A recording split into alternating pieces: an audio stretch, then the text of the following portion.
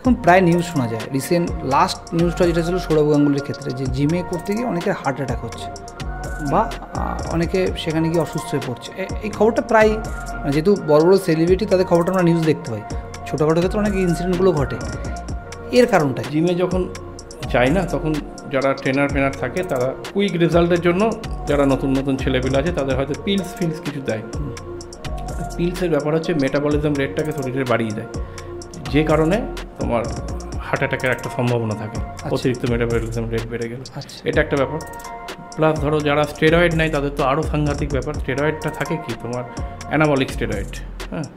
তো অ্যানাবলিক স্টেরয়েডের জন্য হার্টটাকে তোমার মানে পাম্পটা বেশি করে, যে কারণে অক্সিজেনটা কম সাপ্লাই হয়ে যায়, হার্ট অ্যাটাকের এই চান্স থাকে। তো এইগুলোই হচ্ছে ব্যাপার। ফাস্টফুড আমাদের শরীরে কতটা এফেক্ট করে অ্যাজ এ বডি বিল্ডার, বা অ্যাজ এ যদি তোমাকে যদি বলি যে তুমি অ্যাজ এ প্রায় 20 বছর ধরে তুমি জিম বা নিজের শরীরের উপর যত্ন নিচ্ছ, তো সেই জায়গায় তোমার কী মনে হয় যে ফাস্টফুড কতটা এফেক্ট পড়ে শরীরে? পুরোটা এফেক্ট পড়ে, কোনো কাজই হবে না ওই জিম করে। ওই যে বললাম যে প্রপার ডায়েটটাকে প্রথমেই বললাম যে প্রপার ডায়েটটা কিন্তু 50%। একদম সেই জায়গা থেকে যদি জিম করে গিয়ে সে যদি প্রপার ডায়েটটাই না নেয় তাহলে জিম করার তো কোনো মানেই হচ্ছে না। পুরোপুরি পরিষ্কার কথা হচ্ছে জিম করে তুমি জিম করছো অথচ ডায়েটটা ঠিক নিচ্ছ না, তো নিট ফল 0, বরঞ্চ আরও ক্ষতি হচ্ছে। তুমি তার থেকে জিম না করো, তুমি যদি ডায়েট মেনটেন করতে না পারো তাহলে জিম না করাই ভালো, তার থেকে বরঞ্চ ভালো থাকবে জিম না করে। তুমি যে ভাবো যে না আমার লাইফস্টাইলে আমার ডায়েট মেনটেন করাটা সম্ভব না, অনেকের হতেই পারে যে কেউ সন্ধ্যে 8টায় খায় তো কোনোদিন রাত 12টায় খায়, দুপুর 2টোয় খায় তো বিকেল 5টায় খায়, তাহলে তার জিম না করাটা ভালো। তুমি এইমাত্র বললে যে ওয়েট লিফটিংয়ে তোমার একটা কম্পিটিশন ছিল। লিফটিংয়ের 3টে স্টেজ হয়, একটা হচ্ছে শুধু লিফটিং, তার পরবর্তীকালে এলো পাওয়ার লিফটিং, আবার স্ট্রেংথ লিফটিং এসেছে অনেকের মধ্যে। জিমে ভাই যাও, জিমে যাচ্ছ, জিম ছেড়ে দিলে কিন্তু মোটা হয়ে যাবে বা জিম দিলে আরও খারাপ শরীর হয়ে যাবে, এটা মিথ না এটা সত্যি? ব্যায়াম করার তো একটা মানে আছেই, না ছেড়ে দিলে তো বডি খারাপ হবে, এর তো ন্যাচারাল। নাহলে ব্যায়াম করতে যাবে কেন লোকে? ব্যায়াম না করে যদি ভালো থাকে তাহলে এত খাটনি করে কষ্ট করে সকালে ঘুম থেকে উঠে কেন ব্যায়াম করতে যাবে? 5টা কী সাজেশান দেবে বা তোমার মতো করে কী সাজেশান দেবে? সময় হয় না যে তাদের জিমে যাওয়া, বডির চর্চা করা, যেটা তোমাকে বললাম, বা কেউ ডায়েটকে ফলো করতে পারে না, তো তাদের যদি তুমি জাস্ট তোমার মত অনুসারে তুমি তাদের কী বলতে চাইবে?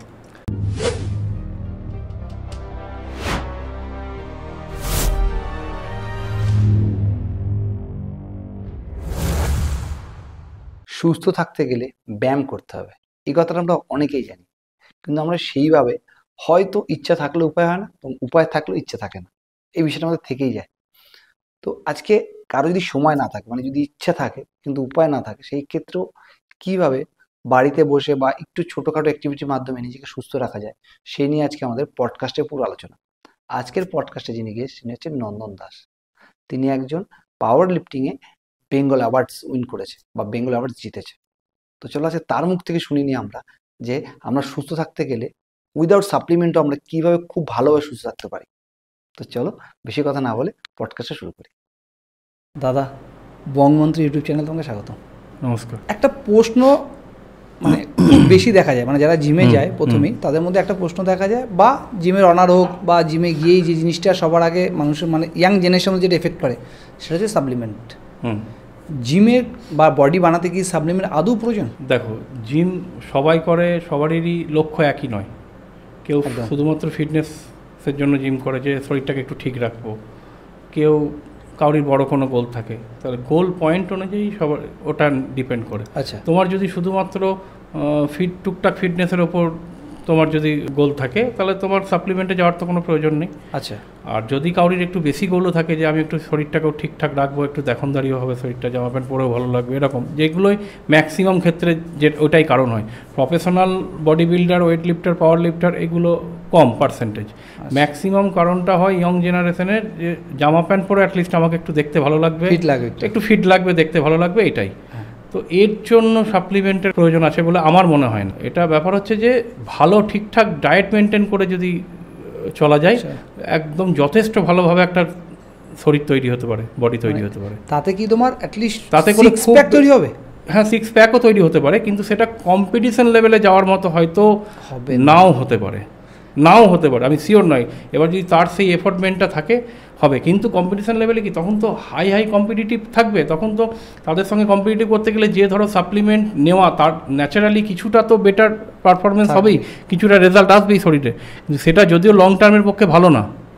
এবার কেউ যদি ভাবে যে না আমাকে প্রফেশনাল বডি বিল্ডার পাওয়ার লিফটার হতে হবে, তাহলে তাকে সাপ্লিমেন্টটা নিতে হবে, কিন্তু সেটা শরীরের পক্ষে যতটা ন্যাচারাল থাকা যায় ততটাই ভালো। এটাই হলো ব্যাপার। এবার ওইটা নিজেকে বুঝতে হবে যে আমার ওইগুলোকে ব্যালেন্স করে চলতে হবে, যে আমাকে যে কোনো প্রকারেই হোক আমাকে একটা প্রফেশনাল বডি বিল্ডার বা পাওয়ার লিফটার হতে হবে, তাহলে তাকে সাপ্লিমেন্ট নিতে হবে। আরও যারা অ্যাডভান্স লেভেলে যায় তারা আরও অন্যরকম ধরনের স্টেরয়েড ফেরয়েড এসব নাই, কিন্তু তাই বলে কিন্তু সবাই নেয় না, সেগুলোর এফেক্ট আরও শরীরের পক্ষে বাজে। কিন্তু তারা এমন লেভেলে চলে গেছে, তারা যেখানে আরও 5 জনের সঙ্গে কম্পিটিশন যখন করবে তখন ধরো 4 জনা নিয়ে আছে, একজনা তো সেখানে পাশে গিয়ে দাঁড়াতেই পারবে না, তারা তো অলরেডি অনেকটা এগিয়ে যাবে বডিতে। সাপ্লিমেশন তো অনেক সাইড এফেক্ট থাকে, মানুষ জেনে শুনে নিচ্ছে না। দেখো একটু ভুল হলো, সাপ্লিমেন্টের প্রচুর সাইড এফেক্ট না, স্টেরয়েডের প্রচুর সাইড এফেক্ট, কিন্তু সাপ্লিমেন্টের প্রচুর সাইড এফেক্ট না, কিন্তু হ্যাঁ কিছু না কিছু এফেক্ট তো আছেই। এবং এফেক্ট তো এটাও আছে যে সবাই তো পয়সা খরচ করেও করতে পারে না, ওটাও তো একটা এফেক্ট, যে সে তার বাড়ি গিয়ে জোর জবরদস্তি বাবা মাকে প্রেসারাইজ করছে যে সাপ্লিমেন্টের পিছনে তো প্রচুর টাকা খরচা আছে। তো সেই খরচটা একটা মধ্যবিত্ত ফ্যামিলির এফোর্ড নাই করতে পারে, কিন্তু হয়তো ছেলের জিদের কাছে হয়তো সে এই করছে, কিন্তু সেটাও তো একটা এফেক্ট। অবশ্যই সামাজিক এফেক্ট বা পারিবারিক, সেটাও তো এফেক্ট। আমার একটা ফানি প্রশ্ন, তুমি সাপ্লিমেন্ট ইউজ করেছো? কোনোদিন না, কোনোদিন মনেও হয়নি। তবে তুমি তোমার কীভাবে মেনটেন করে রেখেছো, মানে তোমার শরীর বা শুধুমাত্র ডায়েটের উপর? তোমার কথা অনুসারে যে আমি সাপ্লিমেন্ট না নিও, বাজারে যেগুলো কিনতে পাওয়া যায় সেই জিনিসগুলো ছাড়িও ডায়েটের উপর মেনটেন করলে একটা ভালো ফিগার বা ভালো ফিজিক্স করা যায়, যদি না কম্পিটিশন। সাপ্লিমেন্ট দেখো, সাপ্লিমেন্ট যদি বলো একবার একটা হোয়ে প্রোটিন, তখন আমার অ্যাকচুয়ালি ওই জন্য নয়, অ্যাকচুয়ালি আমার বডি ওয়েটটা একটু বাড়ানোর দরকার ছিল তখন।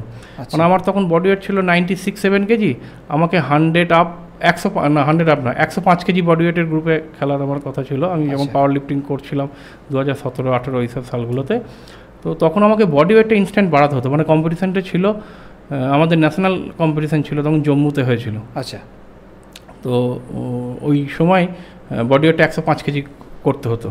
এবার 96 কেজি থেকে 105 কেজি, মানে 9 কেজি বডি ওয়েট কিছুতেই বাড়ছিল না। আমি যাবতীয় ডায়েট ফলো করে, মানে কী করে বডি ওয়েট ইনস্ট্যান্ট বাড়ে সেগুলো ফলো করেও বাড়ছিল না। তো তখন আমি একটা ডাব্বা খালি নিয়েছিলাম, তাতে করে আমার খুব একটা এফেক্ট হয়েছে বলেও মনে হয়নি, রেজাল্টও খুব একটা না। অ্যাকচুয়ালি অবশ্য একটা ডাব্বা খেয়ে ওরকম রেজাল্ট হওয়ার কথাও না হয়তো, আর ন্যাচারালিভাবে আমার হয়ও নি।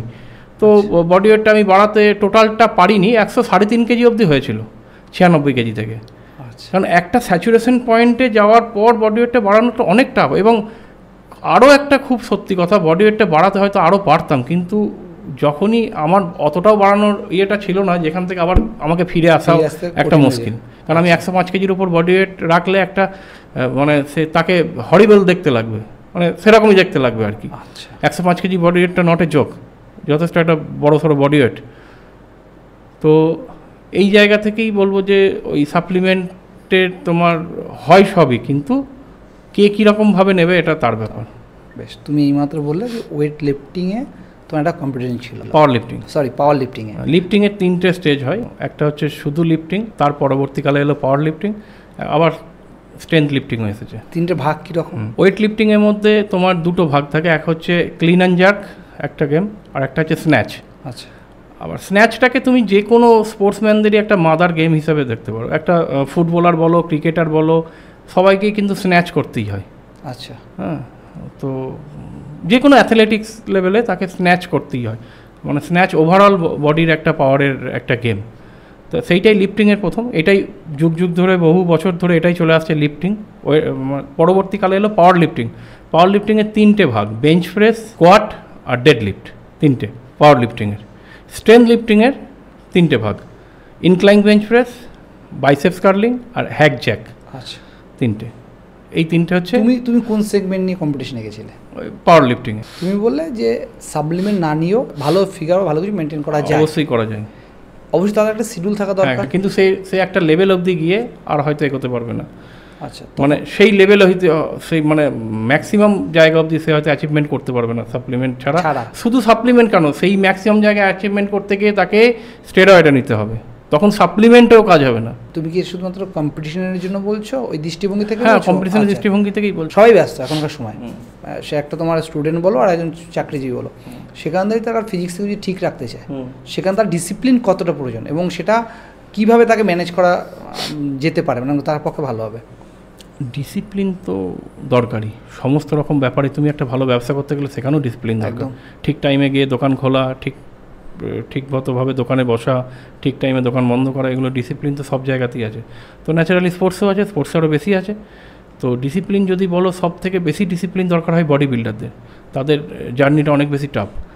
যারা ধরো লিফটিং করে এইসব সেগমেন্টের, খাওয়া দাওয়ার ডায়েটের অত কিছু ব্যাপার না, একটু হাই প্রোটিন ডায়েট করবে এটা মাথায় নেই। কিন্তু একটা বডি বিল্ডারদের প্রচুর রকম স্যাক্রিফাইস করতে হয় খাবার দাবারের প্রতি। এটা খাওয়া যাবে না, ওটা খাওয়া যাবে না, প্রচুর রকম স্যাক্রিফাইস, তবে একটা ঠিকঠাক লিন বডি তৈরি করা যাবে। আর একটা পাওয়ার লিফটারের কিন্তু খাওয়া দাওয়ার ব্যাপারে অত ডিসিপ্লিনটা তো ম্যাক্সিমামটা খাওয়া দাওয়ার ব্যাপারেই। আর ঠিক টাইমে ঘুমানো, একটু রেস্টটা ঠিক টাইমে, মোটামুটি ধরো ডেলি 7 থেকে 8 ঘন্টা ঘুমানোটা খুব জরুরি। দাদা, সাপ্লিমেন্টের সংজ্ঞায় তুমি বললে যারা কুইক রেজাল্ট চায় তারা চাইলে ব্যবহার করতে পারে, বা যারা প্রফেশনালভাবে সেই লেভেল অবধি যেতে চায় তারা। আমি কিছুই করলাম না, আমি 2 বছর, এরকম তো ম্যাক্সিমাম প্রচুর ছেলেকে দেখা যায় যারা ব্যায়ামটাকে কন্টিনিউ করতে পারে না। প্রচুর রকম, আমাদেরও ব্যায়ামের যবে থেকে মানে শুরু করেছি তবে থেকে প্রচুর গ্যাপ আছে, প্রচুর গ্যাপ, মানে সেই লেভেলের কিছু আমরাও করতে পারি না। তোমার কি মনে হয় কারণ? যদি করতে পারতাম হয়তো আরও অন্য লেভেল অবধি যাওয়া যেত। অবশ্যই যাওয়া যেত, কারণ আমি নিজেকে দিয়ে দেখেছি বডি খুব তাড়াতাড়ি আমাকে রেসপন্স করে। কিন্তু তা হলেই কী হবে, প্রচুর গ্যাপ থাকে আমার, প্রচুর কারণেও এবং অকারণেও। অকারণে বলবো না, কারণেই গ্যাপ থাকে প্রচুর। তো ম্যাক্সিমাম আমাদের ক্ষেত্রে তো তাও ওইটুকু হয়েছে আর কি।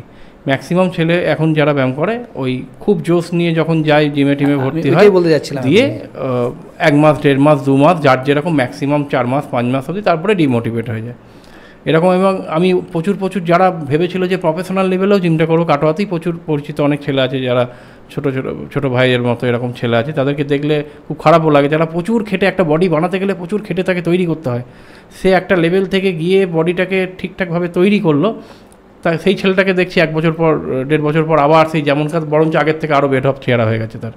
তাহলে তারা ওই জার্নির কথা তারা মাথায় রাখলো না যে কীভাবে কত কষ্ট করে ওই বডিটাকে তারা তৈরি করেছিল।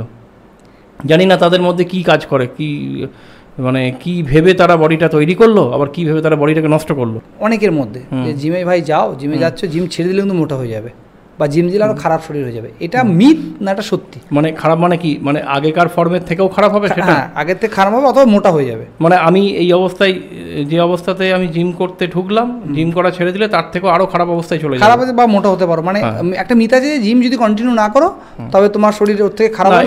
এটা ততটাও কিছু হবে না, কারণ আমি আমার নিজের ক্ষেত্রেও দেখেছি, আমার এটা নিজের এক্সপিরিয়েন্সের ইয়েতেই বলছি যে আমি মাঝে মাঝে প্রফেশনের ক্ষেত্রে, অন্যান্য বিভিন্ন রকম প্রফেশনের ক্ষেত্রে প্রচুর দিন জিমের গ্যাপ পড়েছে, ব্যায়াম ওয়ার্কআউটের ধারে কাছে 2 বছর 4 বছর এরকমও গ্যাপ আছে।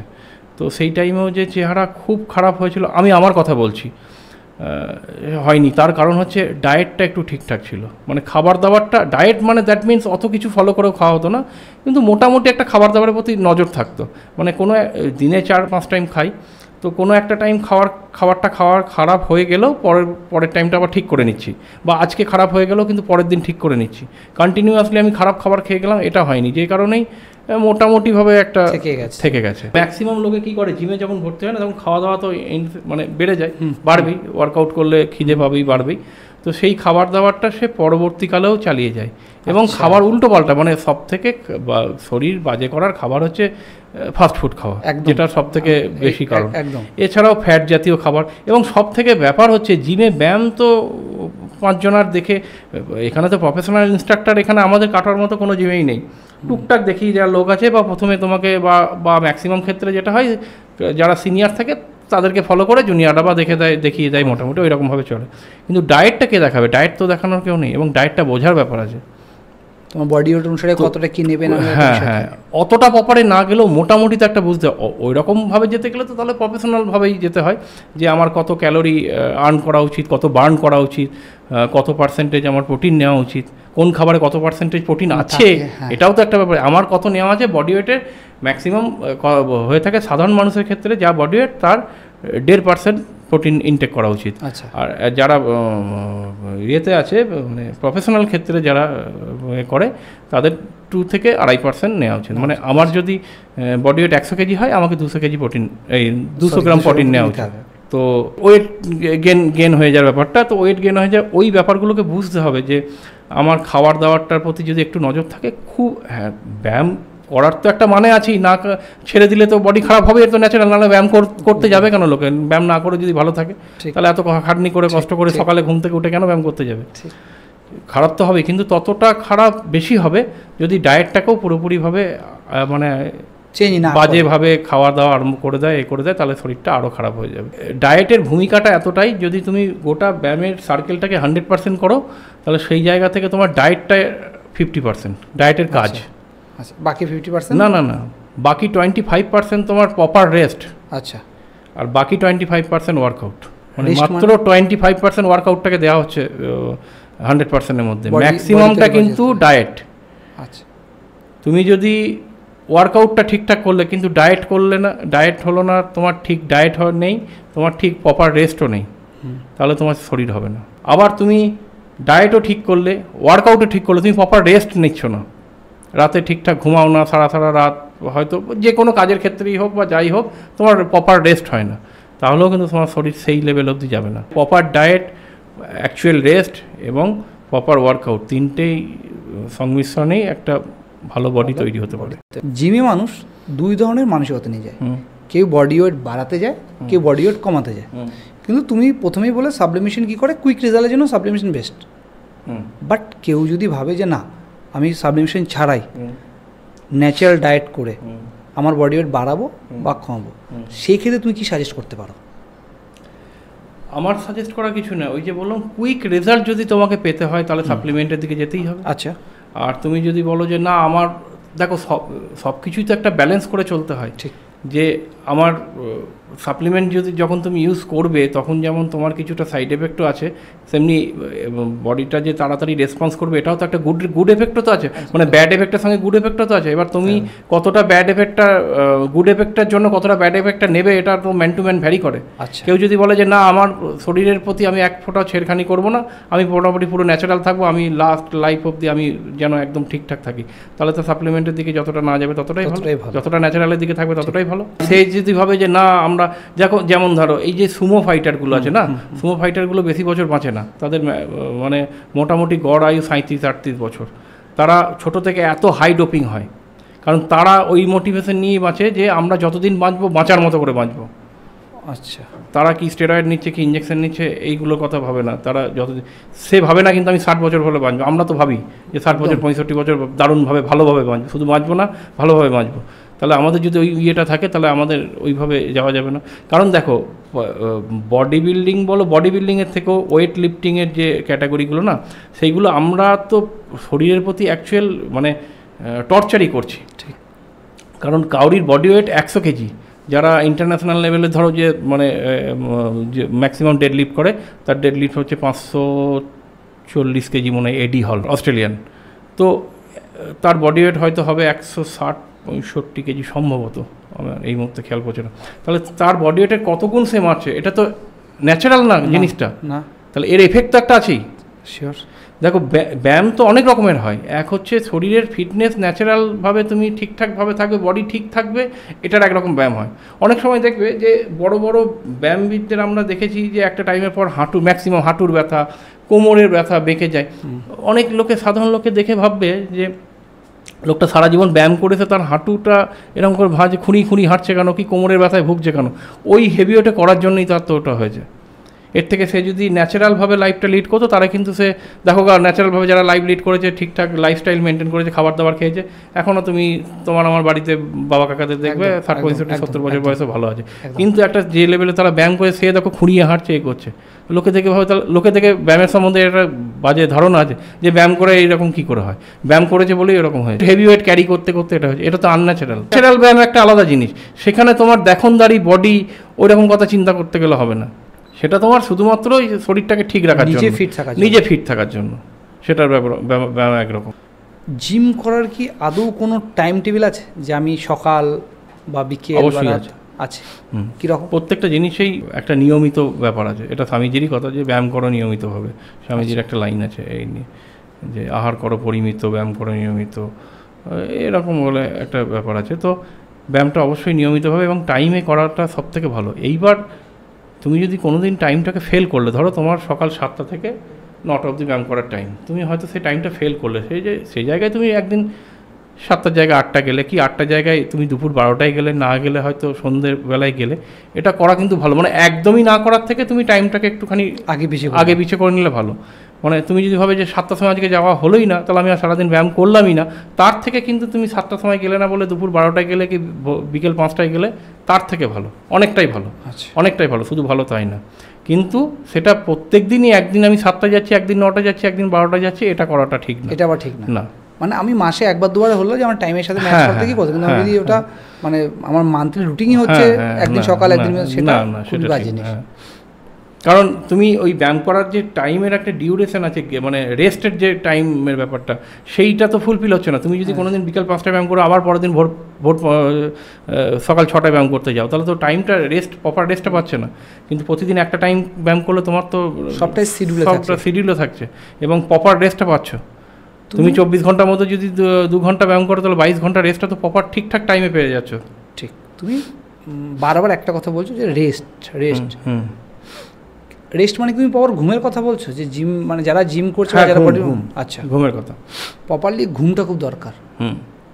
রেস্ট মানে আমি ওই বসে বসে শুধু ঝিমানোর কথাও বলছি না, বসে বসে গেম খেলার কথাও বলছি না। রেস্ট মানে প্রপার রেস্ট, ঘুমানো, ডিপ স্লিপ। সেটা কতক্ষণ হওয়া উচিত? 8 ঘন্টা। সেটা কি জিমের ক্যাটাগরি হলো চলবে? আচ্ছা, সেটা কি জিমের ক্যাটাগরি ওয়াইজ ডিফার করে, যে আমি বডি বিল্ডিংয়ের জন্য করছি তো আমার রেস্টটা বেশি দরকার, আর আমি ভালো থাকার জন্য করছি আমার রেস্টটা কম দরকার, এরকম কোনো বিষয় আছে? মোটামুটি 1-1.5-2 ঘন্টার ভ্যারি করতে পারে, বাট মোটামুটি অ্যাভারেজ একটা টাইম ধরে রাখো 8 ঘন্টা ঘুমটা হলে ভালো। সাধারণ মানুষ যার হয়তো শরীর চর্চার ব্যাপারগুলো খুব কম, তাকেও 7 ঘন্টা ঘুমানো দরকার আছে। এবার যদি বলো 6 ঘন্টাটা চলে যেতে পারে, কিন্তু অ্যাকচুয়াল দরকার 7 ঘন্টা সাধারণ মানুষের ক্ষেত্রে। যারা ব্যায়াম ট্যাম করে তাদের 8 ঘন্টা 7 ঘন্টা হলেও তার চলে যায়। মানে শরীরকে যত পরিমাণে তুমি খাটাচ্ছ তত পরিমাণে তোমার রেস্টটাও না। এইবার ব্যায়াম যারা করে না, তাদের ক্ষেত্রে একটা ব্যাপার আছে যে প্রপার রেস্টে তোমার রিকভারি, ব্যায়াম যখন করছো তুমি, তখন কিন্তু তোমার মাসেল গ্রোথ করছে না, তখন জাস্ট পাম্প করছে মাসেল। আচ্ছা আচ্ছা। মাসেল গ্রোথ কিন্তু রেস্টের সময় হয়, তার জন্য রেস্টটা খুব ইম্পর্টেন্ট। যেটা তুমি প্রথমেই বললে যে অ্যাটলিস্ট 50% ডায়েট, 25% রেস্ট এবং 25% ওয়ার্কআউট। আচ্ছা, এখন প্রায় নিউজ শোনা যায়, রিসেন্ট লাস্ট নিউজটা যেটা ছিল সৌরভ গাঙ্গুলির ক্ষেত্রে, যে জিমে করতে গিয়ে অনেকের হার্ট অ্যাটাক হচ্ছে বা অনেকে সেখানে গিয়ে অসুস্থ হয়ে পড়ছে। এই খবরটা প্রায়, যেহেতু বড় বড় সেলিব্রিটি, তাদের খবরটা আমরা নিউজ দেখতে পাই, ছোটোখাটো ক্ষেত্রে অনেক ইনসিডেন্টগুলো ঘটে। এর কারণটা কি? 1-1.5 বছর আগে মনে হয় পুনিত বলে কোনো একটা সাউথ ইন্ডিয়ান স্টারেরও মনে হয় হার্ট অ্যাটাক করে মারা গেছে। তো ব্যাপার হচ্ছে এই জিম করতে গিয়ে হার্ট অ্যাটাক এর একটা খুব বাজে ব্যাপার আছে, এবং যে কারণের জন্য ওই টাইমগুলোতে কিছু ইনসিডেন্ট হয়ে যাওয়ার জন্য সাধারণ বাড়ির লোকেরাও তার ছেলে মেয়েকে জিমে যাওয়ার প্রতি একটা ভীতি তৈরি হয়েছিল, যে জিমে গিয়ে হার্ট অ্যাটাক হওয়ার স্বাভাবিক, তাই কারণ এত নিউজ আসছে। কিন্তু অ্যাকচুয়াল ব্যাপার হচ্ছে জিমে যখন যায় না, তখন যারা ট্রেনার থাকে তারা কুইক রেজাল্টের জন্য তাদেরকে মানে যারা নতুন ছেলেপিলে আছে তাদের হয়তো পিলস কিছু দেয়। পিলসের ব্যাপার হচ্ছে মেটাবলিজম রেটটাকে শরীরে বাড়িয়ে দেয়, যে কারণে তোমার হার্ট অ্যাটাকের একটা সম্ভাবনা থাকে, অতিরিক্ত মেটাবলিজম রেট বেড়ে গেলে। এটা একটা ব্যাপার। প্লাস ধরো যারা স্টেরয়েড নেয় তাদের তো আরও সাংঘাতিক ব্যাপার। স্টেরয়েডটা থাকে কি তোমার অ্যানাবলিক স্টেরয়েড, হ্যাঁ। তো অ্যানাবলিক স্টেরয়েডের জন্য হার্টটাকে তোমার মানে পাম্পটা বেশি করে, যে কারণে অক্সিজেনটা কম সাপ্লাই হয়ে যায়, হার্ট অ্যাটাকের এই চান্স থাকে। তো এইগুলোই হচ্ছে ব্যাপার। তো কেউ যদি নিজের শরীরটাকে বুঝে যখনই কিছু ওই রকম ধরনের মেডিসিন ইউজ করা তো এমনিতেই একদম ঠিক না, আর যদিও করে কেউ তাহলে তার প্রফেশনাল ঠিকঠাক লোকের কাছে কনসাল্ট করেই করা উচিত। এমনকি শুধু প্রফেশনাল লোক না, ডাক্তারের কাছে কনসাল্ট করা উচিত, যে তার শরীরটা আগে থেকেই কী হয়ে আছে, এটা না জেনেই সে পিলস খাচ্ছে বা ইঞ্জেকশান নিচ্ছে, যে কারণে এগুলো তো হওয়া স্বাভাবিক। আচ্ছা, একটা জিনিস দেখো, ইয়াং জেনারেশনের মধ্যে যে প্রভাবটা পড়ে এখন, যে আমি সকালবেলা বিকেলে জিমে যাচ্ছি, সন্ধ্যাবেলা গিয়ে প্রচুর ফাস্ট ফুড খাচ্ছি, কোনো কাজ কিছুক্ষণ আগে বললে ফাস্টফুড আমাদের শরীরে কতটা এফেক্ট করে অ্যাজ এ বডি বিল্ডার বা অ্যাজ এ যদি তোমাকে যদি বলি যে তুমি অ্যাজ এ প্রায় 20 বছর ধরে জিম আমাদের শরীরের উপর যত্ন নিচ্ছ অ্যাজ এ বডি বিল্ডার বা তোমাকে যদি বলি যে তুমি অ্যাজ এ কতটা এফেক্ট করে শরীরে প্রায় 20 বছর ধরে তুমি জিম বা নিজের শরীরের উপর যত্ন নিচ্ছ ওই জিম করে ওই যে বললাম যে প্রপার ডায়েটটাকে প্রথমেই বললাম যে প্রপার ডায়েটটা কিন্তু 50% পুরোটা এফেক্ট পড়ে কোনো কাজই তার মানে প্রপার ডায়েট জিম করে ওই যে বললাম যে প্রপার ডায়েটটাকে প্রথমেই বললাম যে প্রপার ডায়েটটা কিন্তু 50% সেই জায়গা থেকে যদি জিম করে গিয়ে সে যদি প্রপার ডায়েটটা না নেয় তাহলে জিম করার কোনো মানেই হচ্ছে না। পুরোপুরি পরিষ্কার কথা হচ্ছে জিম করে তোমার তুমি জিম করছো অথচ ডায়েটটা ঠিক নিচ্ছ না ইন জেনারেল সবার জন্য ক্ষতিকারক বরঞ্চ আরো ক্ষতি হচ্ছে। তুমি তার থেকে পরিষ্কার কথা হচ্ছে ডায়েট মেইনটেইন করতে না পারো তুমি জিম করছো অথচ ডায়েটটা ঠিক নিচ্ছ না বরঞ্চ ভালো থাকবে জিম না করা বরঞ্চ আরো ক্ষতি হচ্ছে। তুমি যে ভাবছো না আমার লাইফস্টাইলে আমার ডায়েট মেইনটেইন করা সম্ভব না অনেকের হতেই পারে তাহলে যে কেউ রাত 8 থেকে 8টায় খায় তো কোনদিন রাত 12টায় খায় দুপুর 2টোই খায় তো তুমি যে ভাবছো না আমার লাইফস্টাইলে আমার ডায়েট মেইনটেইন করা সম্ভব না অনেকের হতেই পারে যে কেউ রাত 8 সন্ধ্যা 8টায় খায় তো কোনদিন রাত 12টায় খায় দুপুর 2টোই খায় তো বিকেল 5টায় খায় তাহলে তার জিম না করাটা ভালো তাতে আরো বেশি বাজে ইমপ্যাক্ট আরো বেশি বাজে জিম না করুক কিন্তু অনেক রকম ফিজিক্যাল অ্যাক্টিভিটি আছে যেগুলো করা যেতে পারে যেমন তুমি মাঠে গিয়ে টুকটাক একটু মর্নিং ওয়াক করা কি একটু ছোটাছুটি হালকা করে কিছু কার্ডিও এক্সারসাইজ করা কিছু স্ট্রেচিং ফিটনেসের কিছু ব্যায়াম করা সেগুলো করে হালকা করে শরীরচর্চা করাই যেতে পারে কিন্তু জিম টিমে গিয়ে বেশি ওয়ার্কআউট না করাই ভালো যদি তার ডায়েট ঠিক না করতে পারে প্রপার রেস্ট ঠিক না দিতে পারে। আচ্ছা পুরো সার্কেলটা যদি কেউ মেনটেন করতে পারে তাহলেই ঠিক আছে আদারওয়াইজ নাহলে বাকিদের জন্য জিম না শখে গিয়ে জিম করছে আলটিমেটলি নিজের ক্ষতি করছে এটা হচ্ছে মোদ্দা কথা। এর সাথে আর একটা জিনিস দেখা যায় যে স্মোকিং তো একটা কমন অভ্যাস মানুষের মধ্যে সঙ্গে ড্রিঙ্কিংও আছে তো যেমন ফাস্টফুড একটা বড় ক্ষতিকারক জিনিস তার সাথে কি এটাও ঠিক তাই যে ড্রিঙ্কিং এবং স্মোকিংও খুব বড় বেশি এফেক্ট ফেলে বড় বেশি এবার কে কীরকম কেউ যদি দিনে 1-2 সিগারেট খাচ্ছে তাহলে তার এফেক্টটা তুলনামূলক না বললেই নাই সমান এবার কেউ যদি দিনে 2 প্যাকেট সিগারেট খায় তার এফেক্ট অবশ্যই বেশি এফেক্টটা কীরকম পড়বে তার তো নিজের ইয়েটা তো কমবে যে জিমে ব্যায়াম করার যে কন্টিনিউ ব্যাপারটা সেটা তো কমবে সে তো অতটা এফোর্ট দিতে পারবে না জিমে তার দম বেশি লাগবে সে অতটা করতে পারবে না শারীরিকভাবে এফোর্ট দিতে পারবে না শারীরিকভাবে সে সক্ষম হবে না হ্যাঁ শারীরিকভাবে তো সক্ষম হবে না ওই অতটা এফোর্ট দিতে পারবে না জিমে ওইটাই একটা কারণ স্মোকিং করলে যেরকম এফেক্ট সেরকম এফেক্ট তার এমনিতেই পড়বে জিম করলেও পড়বে না করলেও পড়বে অতিরিক্ত স্মোকিং করলে অতিরিক্ত অ্যালকোহলিক হলে তো কিন্তু জিমে গিয়ে আরও বেশি কেন পড়বে জিমে গিয়ে যে ওই যে তোমার নিজের এনার্জিটা এনার্জি লেভেলটা তো কম ড্রপ হবে তো সেই কারণে তো জিমে সে এফোর্টই দিতে পারবে না তাহলে তো জিম যাওয়া মানে কি এবার টুকটাক দিনে 1-2 খেলো সেটা আলাদা দেখো তুমি জিম করছো দিনে 1টা সিগারেট খাচ্ছ তার এফেক্ট যতটা কেউ 2টো খাচ্ছে তার এফেক্ট আরও বেশি 5টা খাচ্ছে তার বেশি অবশ্যই অনেকেই আমাদেরকে দেখেছি আমাদের আগেকার জিমেও ইয়েতেও দেখেছি একটু পুরোনো দিনের জিমে দেখি তারা কিন্তু নিজেদের লেভেলে ভালো ভালো লিফটার বা বডি বিল্ডার কিন্তু দেখেছি খালি পেটে চা খেয়ে নিল দিয়ে একটা বিড়ি খেয়ে নিল দিয়ে জিমে ব্যায়াম করতো আমি দেখেছি আমি আমাদের নাম করছি না অনেক জায়গাতেই দেখেছি তো ওটা করার পরও দেখা যাচ্ছে যে তারা মোটামুটি তাদের স্টেজে একটা ভালো বডি বিল্ডার কি লিফটার হয়েছে তো তারা মনে করছে যে এরকম খেয়েও তো আমরা এরকম করছি কিন্তু তা না ব্যাপারটা ওটা না খেলে সে হয়তো আরও বেশি ভালো করতে পারত বিষয় হচ্ছে এটা ব্যাপার। আচ্ছা যাদের ব্যস্ত শিডিউল থাকে জীবনে হয়তো অনেকেই জিম করতে পারে না ইভেন আমি নিজেও পারি না তো তাদের জন্য তোমার কি সাজেস্ট থাকবে যে অ্যাকচুয়ালি জাস্ট শরীরটাকে খানিকটা ফিট রাখার জন্য অবশ্যই বেশি এফর্ট দিলে বেশি ভালো থাকবে এটা তো অবশ্যই জিনিস বাট খানিকটা তার মানে শুধু হাঁটাহাঁটি করো শুধু মর্নিং ওয়াক করো কিছু যদি কিছুই না পারো মানে কেউ ধরো বলছে আমি কিছুই পারবো না সে দিনে 0.5 ঘন্টা থেকে 40 মিনিট ওয়াকিং করুক মর্নিং ওয়াক হোক ইভিনিং ওয়াক হোক যে কোনো একটা টাইম তো মোটামুটি অনেকটা বেশি সুস্থ থাকবে কিছুটা তো মুভমেন্ট শরীরের হচ্ছে এবং হাঁটাটা একটা দারুণ জিনিস হাঁটা সাঁতারটা তো সাঁতার কাটা আমি জাস্ট প্রভিশন থাকবে না সবারই সাঁতারটা তো ভালো জিনিস বটে কিন্তু সাঁতার কাটা সবারই প্রভিশন থাকবে না সবারই যে বাড়ির সামনে নদী পুকুর এসব থাকবে তার কোনো মানে নেই কিন্তু হাঁটার প্রভিশন সবারই থাকবে। আচ্ছা কিছু হেঁটে কিছু স্ট্রেচিং এক্সারসাইজ কিছু জাম্পিং এক্সারসাইজ মোটামুটি 1 ঘন্টা তুমি যদি মনে করো শরীরের প্রতি আমি 24 ঘন্টার মধ্যে মাত্র 1 ঘন্টা টাইম দেবো তাতে করে তুমি অনেকটা ভালো থাকবে অনেকদিন বেশি বাঁচা যাবে অনেকদিন বেশি বাঁচা যাবে থেকে ভালো, বাঁচাটা ভালোভাবে যাবে, সুস্থভাবে বাঁচা মানুষের যাবে। তো আমার তো মনে হয় যে বেশি দিন বাঁচার থেকে উদ্দেশ্য উচিত যে সুস্থতা, একদম 5 বছর কম বাঁচলেও চলবে, কিন্তু যে কদিন বাঁচবে যেন ভালোভাবে বাঁচবে। আমি এটাই বলতে চাইছি যে অ্যাটলিস্ট সুস্থ বেশি দিন বাঁচা যাবে, সুস্থভাবে বাঁচা যাবে।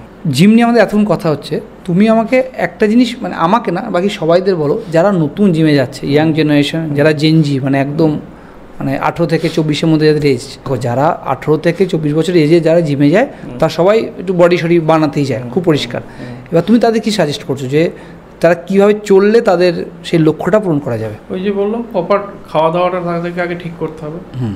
একদম বাড়ির খাবারই সব খাবে, কিন্তু খাবারটা যেন খাবারের মধ্যে দেখতে হবে সবসময় যেন প্রোটিন খাবার থাকে। আচ্ছা, প্রোটিনের পার্সেন্টেজ যেন থাকবে।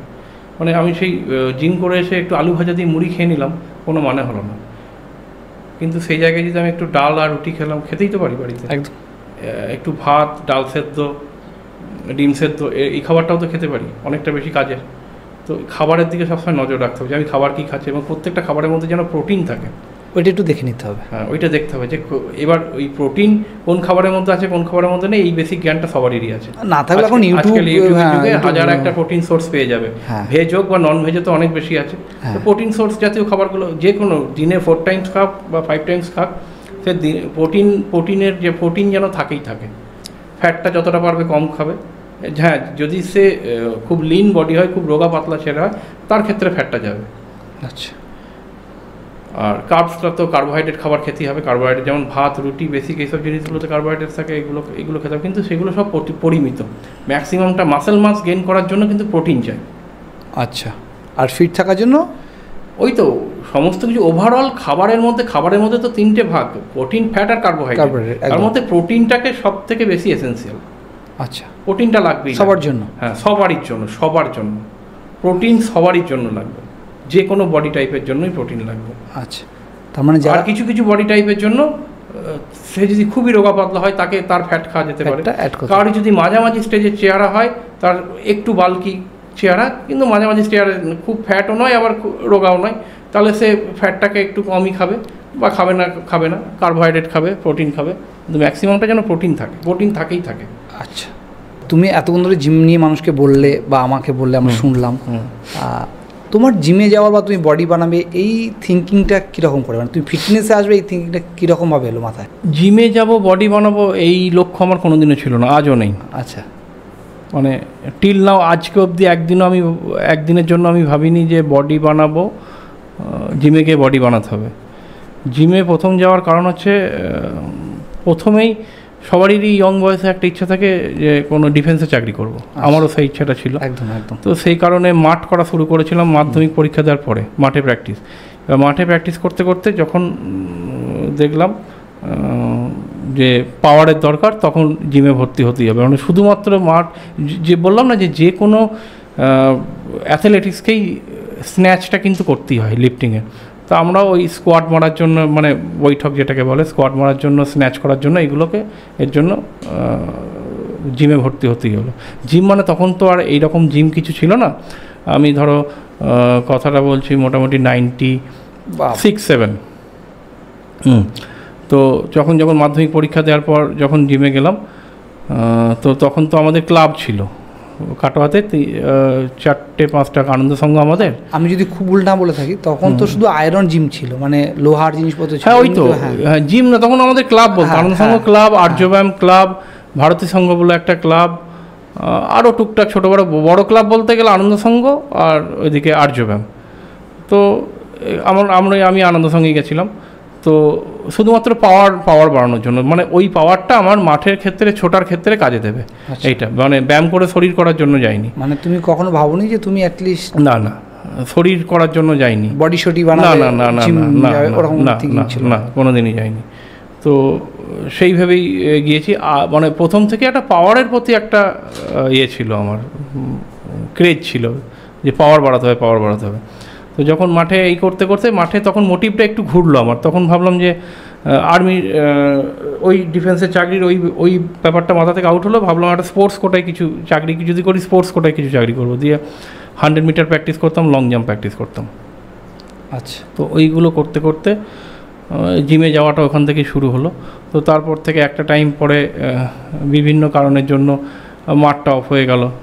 তো একটা টাইমও ছিল আমার, আমি সকালে মাঠও করতাম, কিছুটা করে সাঁতারও কাটতাম, আবার ক্লাবে গিয়ে ব্যায়ামও করতাম, তিনটেই হতো একসঙ্গে একদিন। একটা টাইম ছিল, মানে সেগুলো বছরের পর বছরও করেছি আমি। ভালো লাগতো, মানে বেশিরভাগ টাইমটা ওই চর্চাতেই কাটতো আর কি। তো তারপরে যেমন হয় বিভিন্ন প্রফেশনের ক্ষেত্রে নিজের যখন রোজগার করতে আরম্ভ করলাম, করলাম, তখন এইগুলো আস্তে আস্তে কমে গেল। একটা টাইম পর সাঁতারটা অফ হয়ে গেল, মাঠটাও মোটামুটি কমে গেল, শুধু হয়তো ব্যায়াম করতে যাওয়াটা টিকে থাকলো। তারপরে কোনো না কোনো কারণে প্রচুর ওই যে বললাম যে গ্যাপও আছে প্রচুর 2 মাস 4 মাস যাওয়া হয়নি, আবার গিয়েছি, যাওয়া হয়নি, এই করেই চলছে আর কি আজও পর্যন্ত। এখনও প্রচুর গ্যাপ হয়ে যায়। সেইভাবে সিরিয়াস না যে আমাকে নিজেকে ভালো থাকতে হবে, এটা তোমার লক্ষ্য ছিল? হ্যাঁ, সিরিয়াস ছিলাম না তা নয়, কিন্তু বিভিন্ন কারণের বশত, এবং কারণগুলো খুব অথেন্টিক কারণ ছিল, যে কারণে প্রচুর গ্যাপ হয়ে যেত, ইচ্ছা থাকলেও যেতে পারো, যাওয়া যায়নি। তারপরে বহু বছর আমার জিম ব্যাপারগুলো গ্যাপ ছিল। তো 2017-তে আবার আমি আনন্দ সঙ্গে আবার নতুন করে গেলাম। আনন্দ সঙ্গে যাওয়ার পর সামনে একটা কম্পিটিশান ছিল আমাদের, তো ক্লাবের আরও যারা ছিল তারা কম্পিটিশানে যাওয়ার কথা, তো আমাকেও বললো। তো আমি দেখলাম এতদিন পর ক্লাবেই ঠিকঠাক দিয়ে আমাকে ইনসিস্ট করলো, আমার যারা সিনিয়র ছিল, যে তোমার বেঞ্চ প্রেসটা ভালো হয়, তোর বেঞ্চ প্রেসটা ভালো হয়, তাহলে তুই যা, দিয়ে বেঞ্চ প্রেসটা যা গেলাম, দিয়ে পজিশনও হয়ে গেল বেঙ্গল লেভেলের একটা। হ্যাঁ, বেঞ্চ প্রেসে। তো ওই পজিশনটা হওয়ার পর আমি আরও একটু ইন্সপায়ার হয়ে গেলাম, আরও বেশি এফোর্ট দিলে? হ্যাঁ, তখন একটু এফোর্ট দিলাম। তারপরে কিছুদিন 1.5-2 বছর ওটা করেছিলাম, 2017-18 এরকম 2 বছর মতো করেছিলাম। তো তারপরে আবার নর্মাল লাইফে পাওয়ার লিফটিংটা আর হয়ে ওঠেনি, নর্মালভাবে ব্যায়াম চলে আর কি। আচ্ছা, আমিও যদি তোমাকে জানি যে তুমি স্বামীজিকে অনুপ্রেরণা ভাবো নিজের, তোমার জীবনে স্বামীজির এফেক্ট কতটা, মানে এবং সেটা কীভাবে?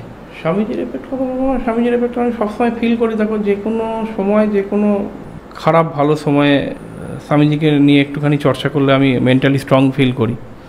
ওনার বাণীগুলো, ওনার কথাগুলো অনেকটা কাজ দেয়। ওনার স্মরণ মনন করলে অনেক বেশি মেন্টালি স্ট্রং ফিল করি, এবং যেটা জীবনে খুবই দরকার। একদম। তো স্বামীজির অনুপ্রেরণা আমার জীবনে সবসময় চলতে থাকে। মহাদেবকে মানি আর স্বামীজিকে মানি। আচ্ছা, মহাদেবকে আমার যদি বলো যে জীবনের সব থেকে ভালো জায়গা কোথায়, আমার 2টো জায়গা, এক বেনারস গেছি আমি বহুবার, আর বেলুড় মঠ। বেলুড় মঠে তো প্রায় যাই আর কি। কারণটা, দুটো জায়গার আলাদা মাহাত্ম্য কি আর আলাদা কারণ কি? দুটো জায়গায় ধরো, বেলুড় মঠ তো পুরোপুরি স্বামীজির জায়গা, এবং গেলেই একটা আলাদা রকম ফিল হয় আমার। আচ্ছা, মানে গেলাম, এমন কোনো দিন হয়নি বেলুড় মঠে গেলাম আর সঙ্গে চলে এলাম, এরকম কোনো দিন হয়নি। যে ঘন্টার পর ঘন্টা বসে থাকতে ভালো লাগে। আর বেনারসও আমি 4 বার গেছি। বেনারস কেন? বেলুড় মঠের স্বামীজির জন্য? হ্যাঁ, বেনারসটা অবশ্যই মহাদেবের একটা মাহাত্ম্য আছে, যেটা বেনারসটা কেন, এই কথার উত্তর আজ পর্যন্ত যারাই বেনারস গিয়েছে কেউ এইভাবে বলতে পারবে না। আচ্ছা, এটা ফিলিংয়ের জায়গা।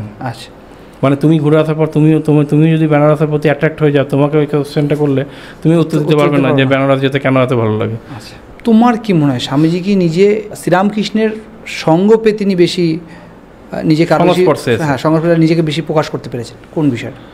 ঠাকুরের সংস্পর্শে এসে তার তো জীবনধারাটা আরও অনেক পাল্টে গেছিলো। শিবজ্ঞানে জীবসেবা, এই যে মন্ত্রটা, এই তো ঠাকুরের কাছ থেকেই পাওয়া। ঠাকুর যখন স্বামীজিকে জিজ্ঞেস করলো যে আমি মারা যাওয়ার পর তুই কী করবি, তো স্বামীজি বলেছিল আমি ওই বটগাছের নিচে বসে ধ্যান করব।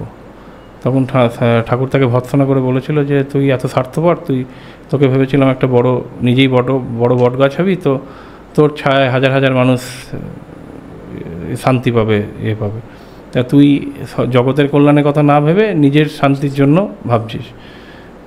তখন শিবজ্ঞানের জীবসেবার কথা বলল, এবং স্বামীজি সেটাই মূল মন্ত্র।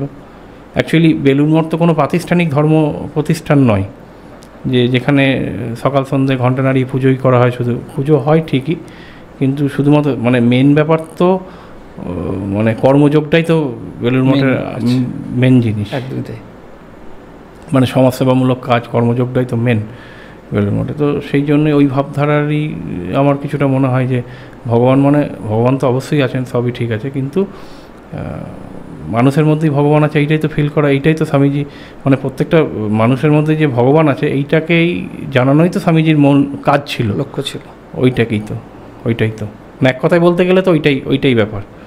যে প্রত্যেকটা মানুষের মধ্যে যে ভগবান আছে সেইটার মানুষকে জানানো। অনেক ছোট থেকে আমি স্বামীজির প্রচুর ফ্যান আর কি। যখন আমি স্বামীজি সম্বন্ধে কিছুই জানতাম না, এরকম টাইম থেকে মানে ভালো লাগার একটা জায়গা থেকে, হ্যাঁ জানি না কেন, হ্যাঁ কেন ভালো লাগতো ছোটোতে সেটা জানতাম না। অনেক পরবর্তীকালে তো অনেকটা কিছু জেনেছি বলে ভালো লেগেছে, সেটা আলাদা কথা। কিন্তু স্বামীজিকে যবে থেকে ভালোবাসি আমি, তবে থেকে স্বামীজিকে আমি জানতামই না কিছু ব্যাপার।